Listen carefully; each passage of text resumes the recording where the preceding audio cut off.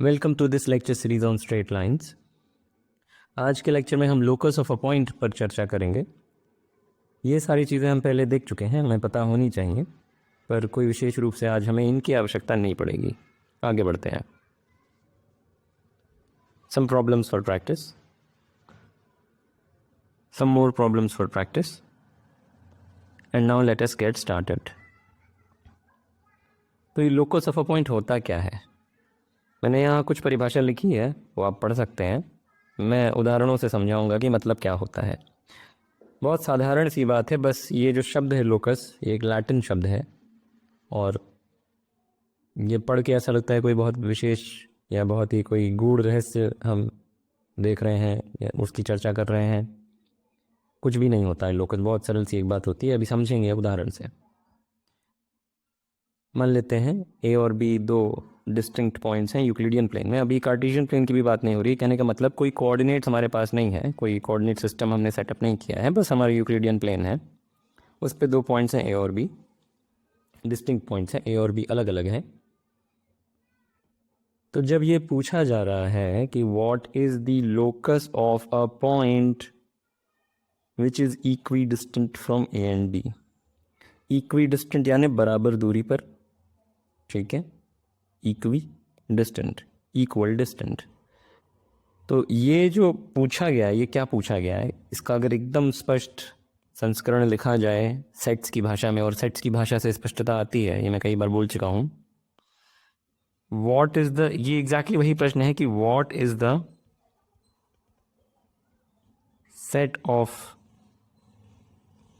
All the points which are equidistant from A and B. ये दोनों प्रश्न एकदम एक ही प्रश्न है।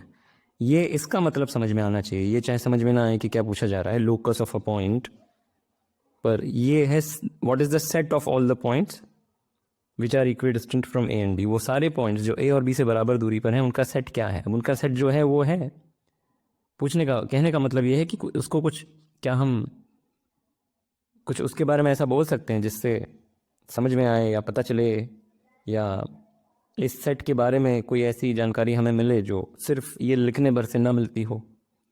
ये सेट एक वेल डिफाइंड सेट है। पूछा बस ये जा रहा है कि क्या इसको हम किसी सरल तरीके से समझा सकते हैं किसी को, और समझा सकते हैं तो इसका उत्तर ये है। आंसर लिख करके फिर मैं जस्टिफाई करूँगा। This set is, so answer, this set is precisely the set of points, or is same as the set of points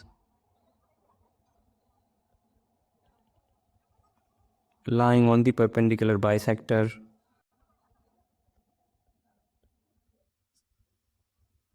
of the segment joining A and B।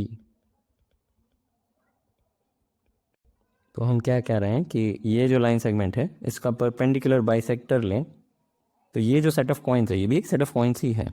हर एक सबसेट ऑफ, ये एक subset ही तो है Euclidean plane का, तो ये एक set of points है आफ्टर ऑल। हम बस क्या ये रहे हैं कि जो set of points equi distant है फ्रॉम ए एंड बी, वो एग्जैक्टली वही सेट ऑफ पॉइंट्स हैं जो परपेंडिकुलर बाइसेक्टर पर हैं इस लाइन सेगमेंट के। ठीक है, परपेंडिकुलर बाइसेक्टर का मतलब क्या होता है, वो लाइन जो सबसे पहले तो इस लाइन सेगमेंट के परपेंडिकुलर हो और बाइसेक्ट करती हो, यानी कि मिड पॉइंट से पास होती हो। अब क्यों है ये दोनों बराबर? ये एक सेट था और ये एक सेट है, क्यों ये दोनों बराबर हैं? पहले मान लेते हैं हमारे पास कोई पॉइंट पी है जो इक्वी डिस्टेंट है ए और बी से। ठीक है, तो यहाँ कोई पॉइंट पी है जो कि ए और बी से इक्वी डिस्टेंट है, यानी कि ये दोनों चीज़ें बराबर हैं, ये और पी भी, ये लेंथ बराबर है। हम क्या शो करेंगे कि P perpendicular bisector of A and B पर लाई करता है, यानी इस सेट में है। तो कोई भी चीज़ जो इस सेट में है वो फिर इस सेट में है, ये हम शो करने जा रहे हैं। इसका उल्टा इसके बाद। तो क्यों है ऐसा? वेल, हम क्या कर रहे हैं, इसका मिड पॉइंट हमने यहाँ बना लिया, ए और बी का जो मिड पॉइंट है उसको एम एम बोल दिया, तो ये और ये बराबर हो गए। और अब ये ट्रायंगल कंसिडर करें, इन दोनों पॉइंट्स को जोड़ दिया पी और एम को, तो ये एक ट्रायंगल है और ये एक ट्रायंगल है। इस वाले ट्रायंगल में देखें, या हम कह बस ये रहे हैं कि ये दोनों ट्रायंगल्स कॉन्ग्रुएंट हैं। क्यों? ये साइड बराबर, ये साइड बराबर, और ये कॉमन साइड। तो साइड कॉन्ग्रुएंसी से हमें पता चला कि ये ट्रायंगल और ये ट्रायंगल कॉन्ग्रुएंट हैं। अब जो इक्वल साइड्स हैं उनके opposite angles must be equal, तो इसके ऑपोजिट वाला एंगल ये है और उसी के इक्वल साइड वाला ऑपोजिट एंगल ये है, तो ये दोनों एंगल्स बराबर होने पड़ेंगे, यानी ये 90 होगा और ये 90 होगा, क्योंकि ये पूरा एंगल 180 डिग्री है। तो ये जो लाइन है, जो पी और एम को जोड़ने वाली लाइन है, वो क्लियरली मिड पॉइंट ऑफ ए और बी से तो पास हो ही रही है, क्योंकि एम था ही मिड पॉइंट ए और बी का। पर हमने ये भी दिखा दिया कि वो परपेंडिकुलर भी है। इसका मतलब बस ये हो गया कि P M is the perpendicular bisector of the line segment A and B. ठीक है, सो क्लियरली, और अदर क्लियरली क्या मतलब, हमने शो कर दिया कि कोई भी पॉइंट जो इक्वी डिस्टेंट है ए और बी से, वो perpendicular bisector of the line segment joining A and B पर लाई करता है। इसका उल्टा, अगर हम कोई पॉइंट परपेंडिकुलर बाइसेक्टर पर ले लें, मान लेते हैं ये परपेंडिकुलर बाइसेक्टर है, मान लेते हैं ये परपेंडिकुलर बाइसेक्टर है ए और बी की, फिगर बहुत एक्यूरेट शायद ना बना हो। हम क्या शो करने जा रहे हैं कि अगर इस लाइन पर कोई भी पॉइंट लेंगे तो वो ए और बी से बराबर दूरी पर होगा। ठीक है, तो कोई पॉइंट आर्बिट्ररी ले लिया, इन दोनों को ज्वाइन कर दिया, इस पॉइंट को पी बोल दिया। हमें शो क्या करना है कि पी और पी भी बराबर हैं। परपेंडिकुलर बाइसेक्टर की परिभाषा में ही निहित है कि ये जो एंगल्स हैं, ये वाला एंगल भी 90 है और ये एंगल भी 90 है। ठीक है, अब इन दोनों ट्रायंगल्स की बात करें, side angle side, side angle side, ये तो कॉमन साइड है तो दोनों में बराबर है ही, तो साइड एंगल साइड कॉन्ग्रुएंसी से, पूरी ज़्यादा डिटेल्स में मैं नहीं जा रहा हूँ, दिख ही रहा होगा, साइड एंगल साइड कॉन्ग्रुएंसी से ये दोनों ट्रायंगल्स कॉन्ग्रुएंट हो गए और opposite sides of equal angles are equal. तो ये 90 और ये 90 था, तो इनके जो ऑपोजिट साइड्स हैं वो बराबर होंगे, देयरफॉर ये दोनों चीज़ें बराबर हैं। यह पाइथागोरस थ्योरम से भी देख सकते हैं, ये कॉमन साइड है, इसको पी बोल दिया, ये दोनों में ही बराबर है, तो पाइथागोरस थ्योरम से भी ये दोनों बराबर आ जाएंगे, चाहे कॉन्ग्रुएंसी से बोलूँ चाहे पाइथागोरस थ्योरम से बोलूँ, कॉन्ग्रुएंसी ज़्यादा फंडामेंटल है। तो पी ए और पी बी बराबर आ गए, यानी कि P is equidistant from A and B. तो जो भी चीज़ें पहले वाले सेट में लाई कर रही हैं वो दूसरे वाले सेट में भी लाई कर रही हैं, और जो भी चीज़ें दूसरे वाले सेट में लाई कर रही हैं वो पहले वाले सेट में भी लाई कर रही हैं। तो इससे सिद्ध हो गया कि दोनों सेट्स बराबर हैं। तो हमने ये जो सेट था, the set of all the points equidistant from A और बी, इसका एक, और इसको हमने बहुत ही स्पष्ट तरीके से दिखा दिया कि ये सेट वाकई में है क्या। ठीक है, ओके। एक और उदाहरण है जो होमवर्क है, एक्सरसाइज है, कि ए और बी डिस्टिंक्ट पॉइंट्स हैं यूक्लिडियन प्लेन में, ए और बी जैसे बने हुए हैं। पूछा गया है कि what is the locus of a point P such that AP and BP are perpendicular। तो वो सारे points P such that AP and BP are at 90 degrees, ये लाइन और ये लाइन 90 डिग्री पर हों। प्रश्न वही है, what is the set of all the points P such that AP and BP are at 90 degrees। ठीक है, वो सेट आपको डिस्क्राइब करना है। सोचें, इस पर एकदम आसान सा सवाल नहीं है। ओके, ठीक है, और धीरे धीरे समझ में आएगा लोकस से क्या मतलब होता है। कोऑर्डिनेट ज्योमेट्री के कॉन्टेक्स्ट में ये एक एग्जांपल है। अब आगे की चर्चा पूरी कोऑर्डिनेट ज्योमेट्री के कॉन्टेक्स्ट में ही होगी। पूछा हुआ है, sketch the locus of the curve y equals x। क्या लिखा हुआ है नहीं पता चल रहा। तो ये जो चीज़ है locus of the curve y equals x, इसका क्या मतलब है, ये अभी कोई अर्थ नहीं रखता है, पर हम इसको समझा रहे हैं। जब ऐसे कोई लिखता है तो क्या उसका मतलब होता है। Locus of the curve y equals to x is just this set, is the set of the points x comma y in the Euclidean in the Cartesian plane। Cartesian plane की नोटेशन हमने देखी थी, R2 होती है, तो वो सारे points x comma y in the Cartesian plane जिसमें x और y बराबर हों। ठीक है, तो locus of the curve y equals x is exactly this set, the set of the points which satisfy this condition। ठीक है, तो ये पता होना चाहिए, ये ऐसा नहीं है कि आपको, मैं कैसे बोलूँ, मतलब जब तक ये कोई ना बताए तब तक आपको नहीं पता चलेगा कि इसका मतलब ये होता है। ऐसा नहीं है कि आपकी डिडक्टिव स्किल्स की यहाँ पे कोई बात हो रही है, ये परिभाषाओं की बात है। बताना पड़ेगा किसी को कि उसका मतलब ये है, तभी आप आगे बढ़ सकते हैं, तभी आपको समझ में आएगा कि बोला क्या जा रहा है। तो मेरा गला भी ख़राब है। हाँ, तो स्केच द लोकस यानी कि ये जो कार्टेशियन प्लेन है उनमें अगर ये सारे पॉइंट्स मार्क कर दिए जाएं तो कैसा दिखेगा, ये कैसा दिखेगा का जो जो प्रश्न है वो बहुत ही प्रिसाइज मैथमेटिकल प्रश्न तो नहीं है, पर फिर भी आप इसको खुद से प्लॉट करके देखें। वो सारे पॉइंट्स जो ये इक्वेशन सेटिस्फाई करते हैं, वो सारे पॉइंट्स x, y हैं जो ये इक्वेशन सेटिस्फाई करते हैं, जैसे कि 1,1 1,1 को मार्क करें, 2,2 को मार्क करें, 3,3 को मार्क करें एंड सो ऑन। ये सारे पॉइंट्स मार्क करें, देखें आपको कुछ दिखाई पड़ेगा कि कुछ तो बहुत सरल सा डिस्क्रिप्शन है इन सारे पॉइंट्स का। ओके, तो हम क्या कहना चाह रहे हैं, मतलब मैं आपसे क्या बताना चाह रहा हूँ कि अगर ये लाइन कंसिडर करें या एक बार लाइन को भी भूल जाए, मान लें x पॉजिटिव है। Okay, so I think this is the best way to say this. Let's say this set is s, इसको s बोल दिया। s में कोई एक पॉइंट उठा लेते हैं, ठीक है, और मान लेते हैं एक बार के लिए कि x नॉट इज पॉजिटिव। अब क्योंकि ये पॉइंट s में था, so we know that x not is y not, तो हमें पता ही है। और कहीं पर ये पॉइंट है, मान लेते हैं यहाँ पर है, कहीं पे फर्स्ट क्वाड्रेंट में ही होगा क्योंकि x नॉट और y नॉट पर दोनों ही पॉजिटिव हैं। अगर हमने x नॉट को पॉजिटिव माना तो x नॉट और y नॉट दोनों ही पॉजिटिव हो गए, तो फर्स्ट क्वाड्रेंट में कहीं पर है, मान लेते हैं यहाँ पर है। तो बाय डेफिनेशन ऑफ कोऑर्डिनेट्स ये जो लेंथ है, ये लेंथ और ये लेंथ दोनों बराबर हैं, x नॉट और y नॉट बराबर हैं, तो ये दोनों लेंथ्स बराबर हैं। सो this vertical length is equal to y naught, this horizontal length is equal to x naught। यानी कि अगर मैं ये लाइन सेगमेंट कंसिडर करूं तो सबसे पहले तो ये एक राइट एंगल ट्रायंगल है जिसमें ये दोनों साइड्स बराबर हैं। अब उस वजह से ये आइसोसेलेस ट्रायंगल बन गया जिसका एक एंगल 90 डिग्री है, तो ये दोनों 45 डिग्री पर, तो इन पर्टिकुलर ये 45 डिग्री पर। तो हमने क्या देखा कि अगर हम एक पॉइंट एस में से उठाते हैं जिसमें हमने मान लिया कि एक्स नॉट पॉजिटिव है, तो हमने देखा कि वो इस लाइन पर लाई करेगा, ये लाइन जो 45 डिग्री एंगल पर है और ओरिजिन से पास हो रही है उस पर लाई करेगा, ठीक है। अगर x नॉट ज़ीरो होता तो भी ऑफ कोर्स इसी लाइन पर लाई करता वो पॉइंट, क्योंकि ये लाइन ओरिजिन से पास हो रही है।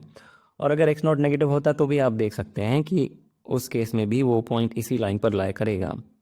तो हम क्या देख पा रहे हैं कि ये जो सेट S है इसका हर पॉइंट इस लाइन पर लाई करता है जो 45 डिग्री एंगल पर है एक्स एक्सिस से और ओरिजिन से पास हो रही है। और इसका उल्टा भी ट्रू है, इस लाइन पर कोई भी पॉइंट ले लेंगे उसमें x और y बराबर होंगे, क्योंकि वही आइसोसेलेस ट्रायंगल वाली बात।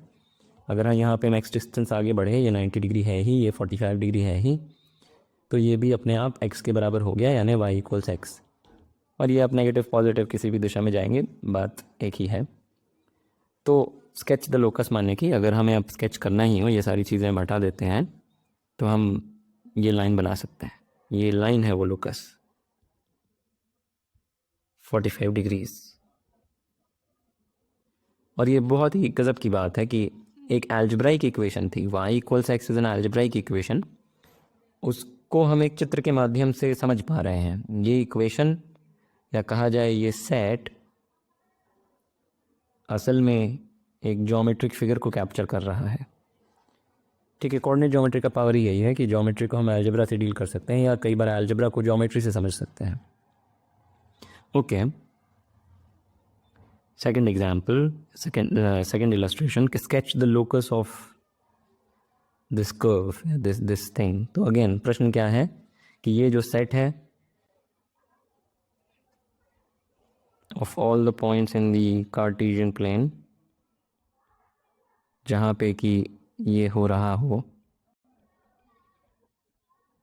इस सेट को स्केच करना है, यानी कौन से पॉइंट्स हैं जो इस सेट में हैं, कार्टेशियन प्लेन में कौन से पॉइंट्स इस सेट में हैं। फॉर एग्जांपल ओरिजिन यहाँ नहीं है, 0 और 0 डालेंगे x और y की जगह तो 1 नहीं मिलेगा, ठीक है, और for instance half comma half है, माइनस हाफ कॉमा हाफ है, एंड सो ऑन।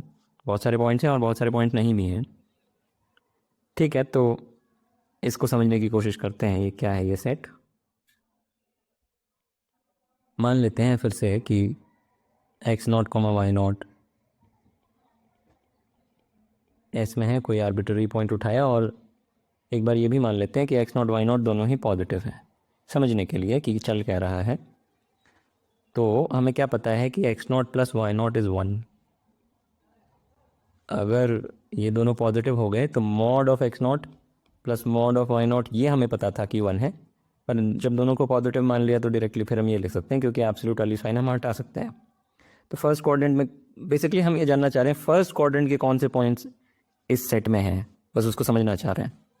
ठीक है, तो मान लिया कि ठीक है यहाँ पे है वो, यहाँ बना देता हूँ, ये पॉइंट है x not comma y not.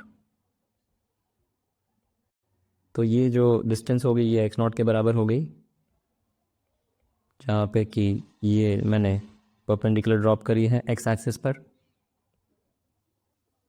ठीक है, और ये डिस्टेंस वाई नॉट के बराबर है। ओके, अब पॉइंट क्या है कि मैं अगर ये लाइन बनाऊं जो वाई नॉट के बराबर ही है, ये red segment is equal to y not, ये मैंने खुद से बना दिया, तो क्या हो जाएगा ये 1 के बराबर, right. X not plus y not is 1, तो ये पूरी चीज़ 1 के बराबर है, यानी कि ये पॉइंट 1,0 हो जाएगा। और अगर ये लाइन सेगमेंट में ड्रॉ करूँ इन दोनों पॉइंट्स को जोड़ने वाला, तो ये एंगल क्या होगा, क्योंकि ये वाई नॉट है और ये भी वाई नॉट है और ये 90 डिग्री है, ये 45 डिग्री हो जाएगा। तो हमने क्या देखा, कोई भी पॉइंट जो फर्स्ट क्वाड्रेंट में है और एस में लाई करता है, उसको अगर 1,0 से जोड़ें तो ये एंगल 45 डिग्री मिलेगा, या ये भी बोल सकते हैं कि ये एंगल 135 डिग्री मिलेगा। ठीक है, तो वो इस लाइन सेगमेंट पे लाई करेंगे फर्स्ट क्वाड्रेंट के सारे पॉइंट्स, जो कि ये सब अब हटा देता हूँ मैं, रीजनिंग अगर आप समझ गए तो आगे की बात कर सकते हैं। ये 1,0 और यहाँ से 45 डिग्री की लाइन पर, जो पता नहीं मैं ठीक से बना पाऊँगा कि नहीं, ये एंगल 45 ये वाला 45 है। हमने क्या देखा कि कोई भी पॉइंट जो एस में है और फर्स्ट क्वाड्रेंट में है वो निश्चित रूप से इस सेगमेंट पे है। उल्टा भी ट्रू है, इनफैक्ट ये दोनों पॉइंट्स भी एस में हैं। अब हम क्या कहने जा रहे हैं कि ये पूरा सेगमेंट ही एस में कंटेंड है। फ़र्क समझना पड़ेगा, पहले हमने एस में एक पॉइंट उठाया था जिसमें कि एक्स और वाई दोनों पॉजिटिव थे, तो हमने देखा कि वो इस सेगमेंट पर है। अब हम उल्टा कह रहे हैं कि ये पूरा सेगमेंट ही एस में कंटेंड है, और वो बहुत सरल बात है, राइट। तो अगर हम यहाँ पे कुछ उठा लेते हैं, कोई आर्बिट्ररी पॉइंट इस लाइन सेगमेंट पर, clearly end points are there in the set S, उसमें कुछ करना ही नहीं है। एक्स को 0 डालेंगे, वाई को 1 डालेंगे तो क्लियरली 1 मिल जाएगा, या एक्स को 1 डालेंगे, वाई को 0 डालेंगे तो भी क्लियरली 1 मिल जाएगा। तो ये जो एंड पॉइंट्स हैं ये तो एस में बैठे ही हैं, हम बीच के पॉइंट्स की बात करने जा रहे हैं। तो मान लेते हैं यहाँ पे है हमारा point x not comma y not. हमें ये तो पता है कि एक्स नॉट और वाई नॉट पॉजिटिव है, हमें शो करना है to show mod x not plus mod y not is 1, यानी कि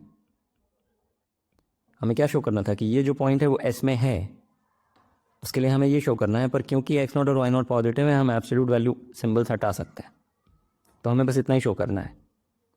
पर फिर वही बात, हम परपेंडिकुलर ड्रॉप करेंगे, सेम प्रूफ है, कुछ नया नहीं बोलने वाला हूँ। ये जो लेंथ आएगी ये तो बाय डेफिनेशन एक्स नॉट है, राइट, और ये बाय डेफिनेशन वाई नॉट है। फिर वही बात कि ये एक राइट एंगल ट्राइंगल है जिसमें 45, तो ये भी 45, तो ये आइसोसेलेस ट्राइंगल बन गया, क्योंकि ये दोनों एंगल्स बराबर हैं, उस वजह से ये दोनों साइड्स भी बराबर हैं, तो ये वाई नॉट के बराबर हो गया, और उस वजह से x not plus y not is 1, तो ये आ गया। तो जो भी पॉइंट्स इस लाइन सेगमेंट पे हैं वो इसमें भी हैं। फर्स्ट क्वाड्रेंट के सारे पॉइंट्स जो इसमें हैं वो इस लाइन सेगमेंट पर हैं, और इस लाइन सेगमेंट्स के सारे पॉइंट्स एस में हैं, तो ये पूरा सेगमेंट, अब ठीक है मैं पूरी बात अब एक सांस में कर देता हूँ कि जो सेट एस का स्केच बनेगा वो एग्जैक्टली ये बनेगा।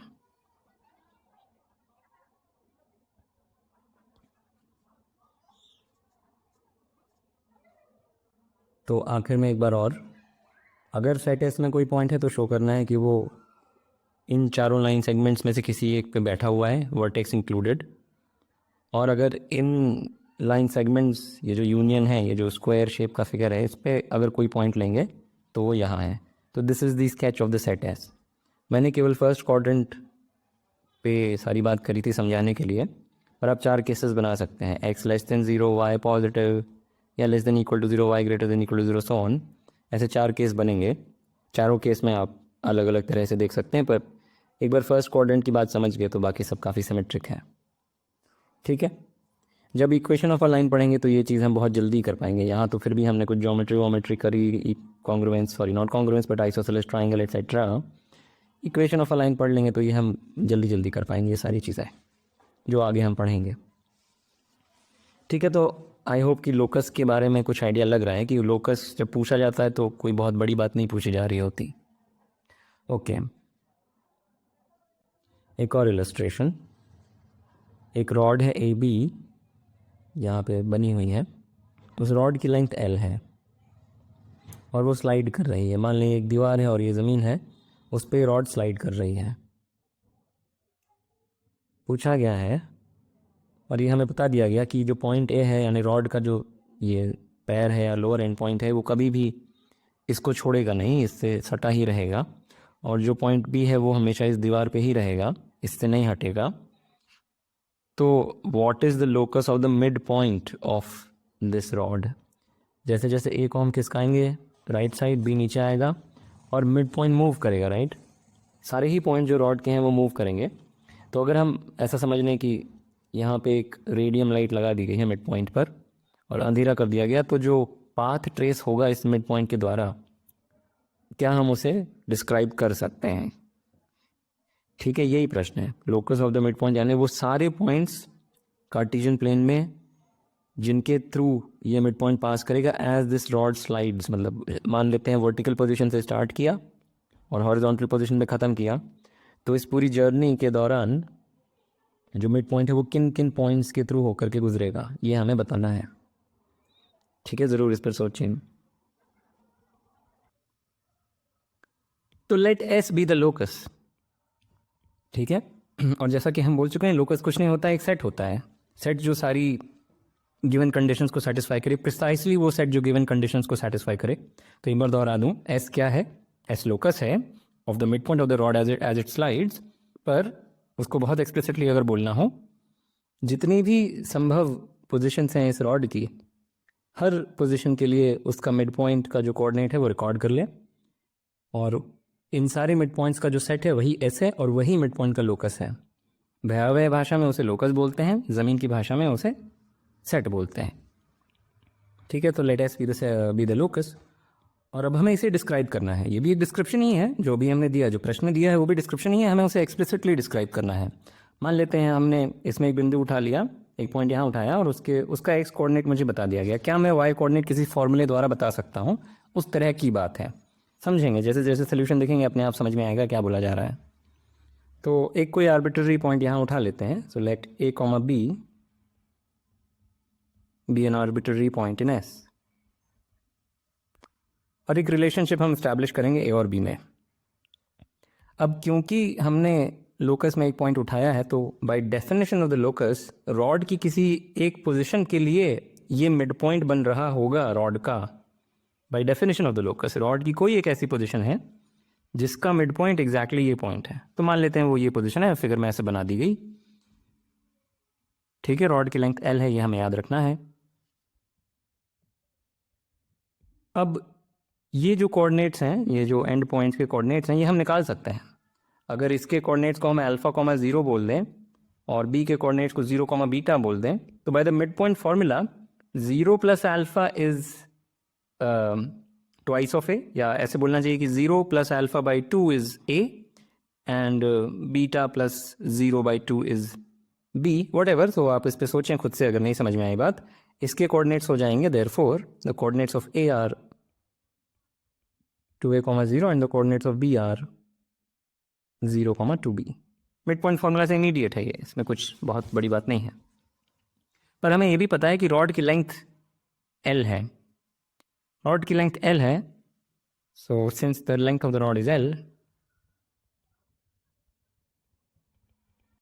हमें पता है कि जो डिस्टेंस है between A and B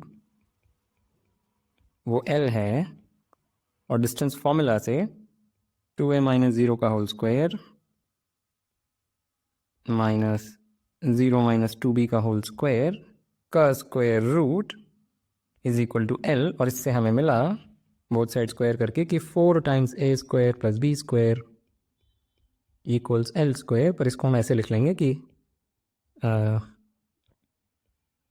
a square plus b square, या ठीक है ऐसे ही ठीक है, कैसे भी लिख लो, a square plus b square is L/2 whole square. तो हमें क्या पता चला कि जब भी हम एक पॉइंट a, b उठाते हैं S में, तो ये कंडीशन निश्चित रूप से सेटिस्फाई करता है। इससे ये नहीं सिद्ध हो गया कि जो भी पॉइंट्स ये कंडीशन सेटिस्फाई करते हैं वो S में हैं। इससे ये नहीं सिद्ध हो गया। फॉर एग्जांपल, ये कंडीशन सेटिस्फाई करने वाले यानी वो पॉइंट्स x, y, वो पॉइंट्स x, y जो ये सेटिस्फाई करते हैं x square plus Y square plus x square plus Y square is equal to L/2 whole square, ऐसे पॉइंट्स इसमें वो पॉइंट्स भी हैं जो फॉर एग्जांपल थर्ड क्वाड्रेंट में हैं। थर्ड क्वाड्रेंट में भी ऐसे पॉइंट हैं जो ये सेटिस्फाई करते हैं। जैसे ही हमें एक पॉइंट फर्स्ट क्वाड्रेंट में मिलेगा जो ये सेटिस्फाई करता है, उसका काउंटर पार्ट, जस्ट उसका नेगेटिव पार्ट, यानी मान लें अगर हमें मिला कि अल्फा कॉमा बीटा ये इक्वेशन सेटिस्फाई कर रहा है, यानी कि alpha square plus beta square अगर इसके बराबर है, तो minus alpha comma minus beta भी वो सेटिस्फाई कर रहा है। माइनस अल्फा का स्क्वायर करें, अल्फा का स्क्वायर करें, एक ही बात है। सिमिलरली फॉर बीटा, ठीक है। तो यहाँ पे जो पॉइंट्स a, b ऐसे हैं जो ये इक्वेशन सेटिस्फाई कर रहे हैं, वो थर्ड क्वाड्रेंट्स में भी हो सकते हैं। वो आप देख सोचेंगे तो फोर्थ क्वाड्रेंट में भी हो सकते हैं, सेकंड में भी हो सकते हैं, एंड सो ऑन। पर जो प्रश्न का डिस्क्रिप्शन है उसके अनुसार कोई भी मिड पॉइंट ऐसा नहीं होगा, जब भी ये रॉड स्लाइड करेगी कोई भी मिड पॉइंट ऐसा नहीं होगा जो सेकंड क्वाड्रेंट में आ जाए, राइट। जब ये रॉड स्लाइड कर रही है फिजिकल रीजंस की वजह से, जो रॉड का पैर है, जो लोअर एंड पॉइंट है, वो हमेशा पॉजिटिव एक्स एक्सिस पर होगा। एकदम स्टार्टिंग पोजीशन पे 0 हो सकता है, एकदम वर्टिकल जब रॉड है, पर किसी भी और पोजीशन पे वो पॉजिटिव एक्स एक्सिस पर होगा। सिमिलरली जो रॉड का टॉप पॉइंट है, जो ऊपर वाला पॉइंट है, वो positive direction of y axis पे होगा, और जो एक्सट्रीम पोजीशन है जब रॉड एकदम हॉरिजॉन्टल है तब वो 0 पे आ जाएगा। देयरफॉर जो मिड पॉइंट है हमेशा ही नॉन नेगेटिव रहेगा। कभी ऐसा नहीं हो सकता कि जो मिड पॉइंट के कोऑर्डिनेट्स हैं वो नेगेटिव हो जाएं। तो अभी हमने बस इतना सिद्ध किया कि अगर एस में कोई पॉइंट है तो वो ये कंडीशन सेटिस्फाई कर रहा है, पर उल्टा ट्रू नहीं है। क्लियरली जैसे ही एस में कोई पॉइंट आता है, जो भी हमने बोला उससे हमें वहीं पे पता था कि ए और बी दोनों ही नॉन नेगेटिव हैं, ठीक है, ये हमें तभी पता था। तो अब अगर हम डिफाइन करें तो let T be this set, T be the set of all the points X, Y in the plane which satisfies this condition कि X square plus Y square is L/2 का whole square and with non-negative coordinates, non-negative x and y, right? वो सारे points जो ये condition satisfy करते हैं और ये जो फिजिकल कंस्ट्रेंट की वजह से कंडीशन है वो भी सेटिस्फाई करते हो, ये होना चाहिए locus. Exactly the set S should be exactly that. ये हमें पता चल रहा है, कम से कम अभी हमने ये शो कर दिया कि this is contained in that. So we have shown that S is contained in T। ये अभी हमने शो कर दिया, क्योंकि S में अगर कोई पॉइंट उठाए तो ये तो हो ही रहा है, ये वाली कंडीशन सेटिस्फाई हो गई, और ये भी हमने शो कर दिया तो ये वाली कंडीशन भी सेटिस्फाई हो गई, तो वो पॉइंट T में आ गया। ठीक है, हर पॉइंट जो S में है वो T में है, and therefore we have shown कि S T का सबसेट है। मैं हमेशा सेट थ्योरी की भाषा में बात करता हूँ, मैंने उस पर लेक्चर सीरीज भी बनाई है, वो देख सकते हैं। ठीक है, तो S is contained in T हम उल्टा शो करना चाहते हैं, राइट। हम शो करना चाहते हैं T is contained in S, जिससे कि सिद्ध हो जाएगा कि S एक्चुअली T के ही बराबर है, और फिर हमने डिस्क्राइब कर दिया एग्जैक्टली कि लोकस क्या है मिड पॉइंट का। लोकस फिर ये सेट है, और वो बहुत सरल बात है। अगर कोई पॉइंट x, y ऐसा है जो ये दोनों कंडीशन सेटिस्फाई कर रहा हो कि ये इक्वेशन भी ट्रू हो और ये भी ट्रू हो जाए, आप ढूंढ सकते हैं एक ओरिएंटेशन ऑफ द रॉड जिसके लिए x comma y mid point बन जाएगा उस रॉड का। फॉर एग्जांपल मान लेते हैं कि अल्फा कॉमा बीटा है कि alpha square plus beta square is L/2 whole square, alpha और बीटा दोनों नॉन नेगेटिव। तो अगर रॉड को हम ऐसे रख दें 2 अल्फा कॉमा 0 पर एक एंड पॉइंट और 0,2 बीटा पे दूसरा एंड पॉइंट, तो 2 अल्फा नॉन नेगेटिव है, 2 बीटा नॉन नेगेटिव है बिकॉज ऑफ दिस। तो जो फिजिकल कंस्ट्रेंट था वो सेटिस्फाई हो रहा है। और क्योंकि ये इक्वेशन ट्रू है, 2 को मतलब बोथ साइड 4 से मल्टीप्लाई करेंगे तो आपको मिलेगा कि 4 alpha square plus 4 beta square is equal to L square, यानी कि रॉड की लेंथ L आ रही है, मतलब जो रॉड की लेंथ है उसका भी ये सम्मान कर रहा है। तो ज़्यादा मैं इस पर समय नहीं बिताना चाहता। टी इज कंटेंट वाला part T is content in S वाला पार्ट मैंने थोड़ा शब्दों में बोल दिया, आप खुद से लिख सकते हैं। कंक्लूजन ये है कि S is equal to T, so the conclusion is S is equal to T, ये हमने शो कर दिया। तो locus is this is the locus. आप अगर किताबें पढ़ेंगे, किसी किताब में ये प्रश्न दिया हो तो वो हो सकता है लोकस उन्होंने ऐसे लिख दिया हो कि लोकस इज उनके हिसाब से locus is x square plus Y square equals L/2 whole square, उन्होंने ये लिख दिया होगा। हो सकता है, बहुत मुमकिन है कि किताब में ये लिखा हो, ये गलत है। Right, this is not exactly the set of mid points, जिसमें अतिरिक्त पॉइंट्स आ जा रहे हैं। जो भी पॉइंट्स लोकस में हैं वो ये कंडीशन तो सेटिस्फाई कर रहे हैं, पर जो भी पॉइंट्स ये कंडीशन सेटिस्फाई कर रहे हैं ज़रूरी नहीं कि लोकस नहीं हो, क्योंकि यहाँ पे जो पॉइंट्स हैं वो थर्ड क्वाड्रेंट में भी हो सकते हैं, सेकंड में भी हो सकते हैं, फोर्थ में भी हो सकते हैं, what ever. So this is the locus, this is exactly the locus. इससे ज़्यादा अब मैं नहीं बोलना चाहता इस पर। ठीक है, so with that I want to end this lecture. As usual, like, comment, share, subscribe, and I will see you next time.